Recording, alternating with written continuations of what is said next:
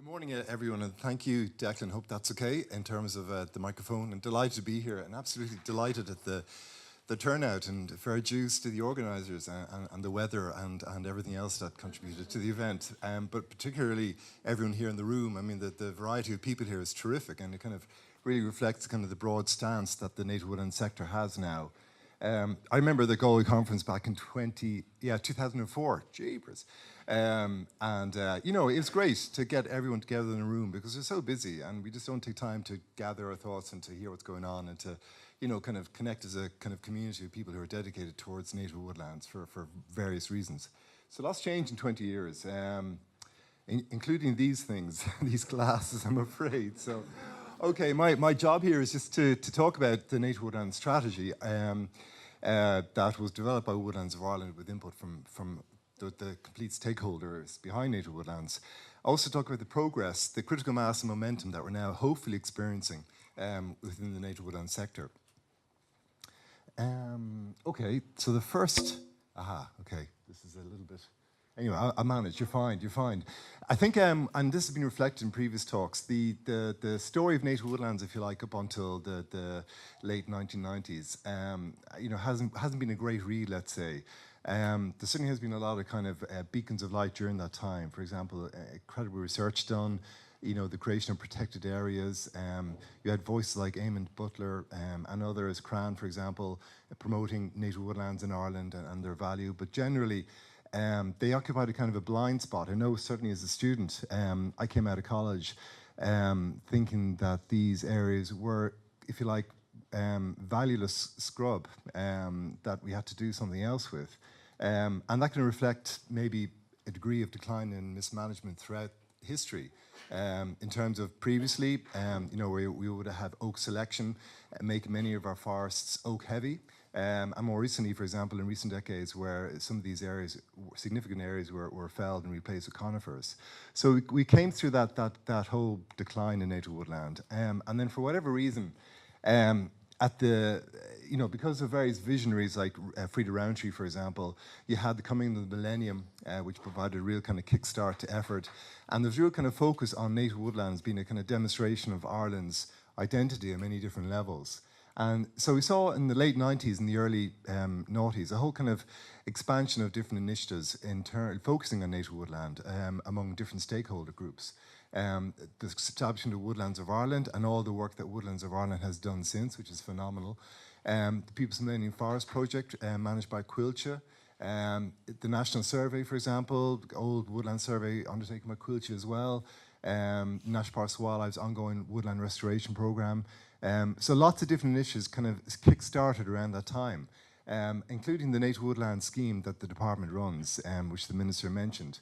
And that involves native woodland establishment and native woodland conservation. And that also came from that kind of groundswell of energy and focus on doing something with the native woodlands after such a long period of decline and such a long period of native woodland existing in the public's blind spot, if you like. So this whole strong focus on native woodlands really kind of carried us through to today. And I would say that a big driver of it, a couple of big drivers. One is the work of Woodlands of Ireland in terms of providing kind of a focal point or a hub for lots of different activities.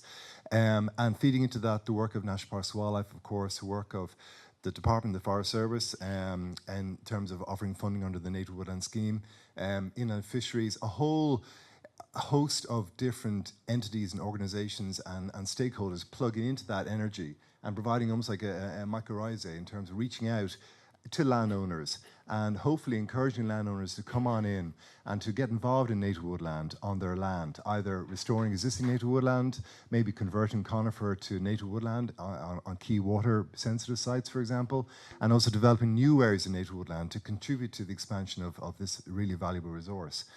So a huge amount of effort and groundswell has kind of brought us to today, and you know, this fantastic event here in Wicklow. And just to point out that this entire effort is underpinned by landowners. And we had a fantastic account from Catherine earlier on from her perspective in terms of what the landowner wants to do with their land and what kind of supports they need to make that happen. So, you know, there's a huge investment in terms of the landowner entering into native woodland for variety of reasons. And I think that they're really the key entity within this whole matrix of effort and momentum. A couple of photographs there.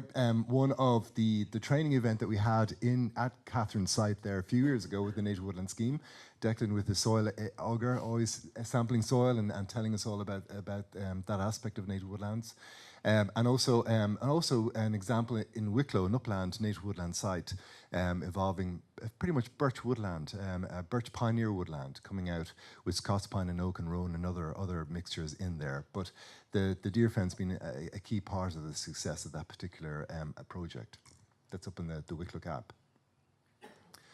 So just to dip into some key aspects of the Native Woodland Scheme, and the Minister has pointed out many of those, so I'll just kind of zip through this.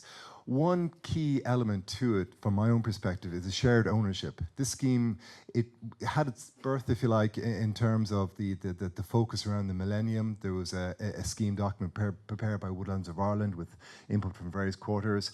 The department took that and ran with it, and we've been in this ongoing partnership ever since with National Parks Wildlife, with Woodlands of Ireland, with Inland Fisheries, and the scheme is forever evolving. I mean, it's been going now for 18 years, and the scheme we have today is very different from the scheme that we had back when we launched it in November 2001 in Charleville. So it's really kind of come on a huge amount due to this shared ownership. It's flexible as well. We have funding for the creation of new native woodland, ideally strategically, where new native woodland will provide the habitat linkage, the water protection, the wider ecosystem delivery, landscape, opportunities for amenity and recreation and environmental education. Also, we have funding for restoring existing native woodland. We talk about woodlands that are on their knees because of rhododendron or overgrazing by deer. So funding to get those back on track. And also funding for converting conifer forests into native woodland. For example, where you have conifer forests planted where we wouldn't plant them nowadays, and where conversion to native woodland would really feed into other aspects such as water protection. And this is a key element, for example, in the Kerry Life project, the freshwater pearl mussel project going on down in Kerry at the moment, where the Native Woodland Scheme is used for that purpose. The grant under the Native Woodland Establishment is the highest. The Native Woodland Conservation has a unique 7-year premium for the owner. So, we're trying to make it as kind of financially attractive to the landowners to get involved and to the foresters in terms of funding the actual work being carried out. It's now becoming mainstream. The Minister mentioned the range of options for afforestation that we now have under the Afforestation Programme. And the native woodland is 2 of 12 different options. So we have a huge amount of options that farmers can get involved in and foresters can help create. And the Native Woodland Scheme is in there. So that means that we can have mixed afforestation projects involving, for example, areas of Sitka spruce for traditional commerciality, let's say. We could have native woodland within that same project down by the watercourse, and we could have other types of woodland also planted within that same project. So we have a huge range of options for landowners, and the native woodland is really locked in there as an option. A couple of other key aspects supporting this scheme. There's mandatory and optional training program. We go through an awful lot of training of foresters and ecologists and also public bodies who are involved in the scheme in terms of referral bodies, and also the inspectorate within the Forest Service, within the department itself. We also have a lot of different publications, many of these coming from the Woodlands of Ireland stable with input from expert writers. There's, for example, information notes coming out all the time. And also there's a publication, a joint National Parks Wildlife and Forest Service publication recently with John Cross and myself put together on managing native woodland. And that's free, for example, that's a free document. We can send out hard copies to whoever wants it. And it's also available as a PDF on the Woodlands of Ireland website, the department website, and the National Parks and Wildlife website. So a nice coming together, again, feeding into this technical support that foresters and landowners and ecologists now have. So lots of other strengths. One more strength that I would really kind of point out is that the Native Woodland Scheme is really gaining traction within the water sector. And this is fantastic because we're trying to get across the idea that we have this funding mechanism to develop a type of semi-natural habitat which is permanent and which is extremely valuable in terms of protecting water, and how that feeds into the achievement of the Water Framework Directives under the River Basin Plan. So that's a key new kind of a sector who's plugging into the native woodland scene, and that's fantastic. I wouldn't say quite new because they've always been there, but we're really focusing on that. And along the lines of that, this is why we have produced this Woodland for Water measure, which the Minister launched, where we're basically telling the water community about the opportunities for protecting water that native woodland can deliver. So that's a key document written for the water sector. Zooming on. So that's the overall effort that's brought us to here today. We're still gaining momentum in terms of the Native Woodland Scheme and achieving targets, but for example, in the period January 17 to April 18, there's 267 applications under Native Woodland establishment, equating to 1,300 hectares, thereabouts. So I think over the last, we are beginning to see a momentum build up around the Native Woodland Scheme. And also just only last week or the week before, we introduced a new scenario, Scenario 5, which is providing funding for the creation of pioneer birchwood. So this is a new option that farmers and foresters have to develop native woodland on other sites.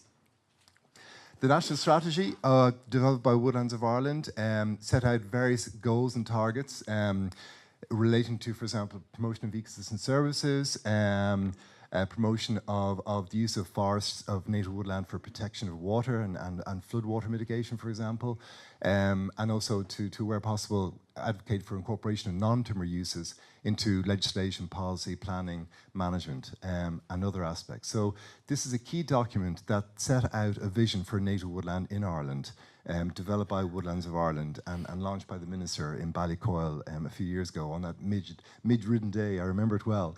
The strategy calls for these targets to be realised through the close cooperation of all the various stakeholders involved, the public bodies, NGOs, landowners, of course, foresters, ecologists, and also with the funding available under the Forestry Programme being a key driver of that. To look at some, just two more slides now, to look at some of the things that we need to focus on to really start to continue this momentum and to look at, if you like, position us to achieve these objectives under the national strategy. I had to think about these, and these are the kind of things that I feel we have to be focusing on. Continue to shift the perception of landowners and foresters regarding the value of native woodland and to encourage engagement in the Native Woodland Scheme. To really reach out there to the farm kitchen table conversation between the farmer and the forester and to try to get that conversation to focus more around native woodland as an option. I think that's one thing to try to, and I know John O'Reilly from Greenbelt is following me, and he's going to really dive into this, I feel, a lot.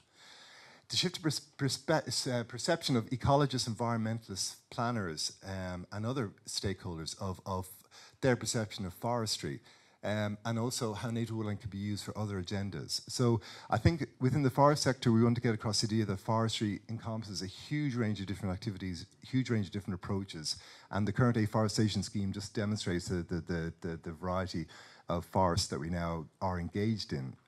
So we have this native woodland scheme that can be used to promote other agendas, such as water quality and biodiversity, connection and amenity, and all these other very important ecosystem services.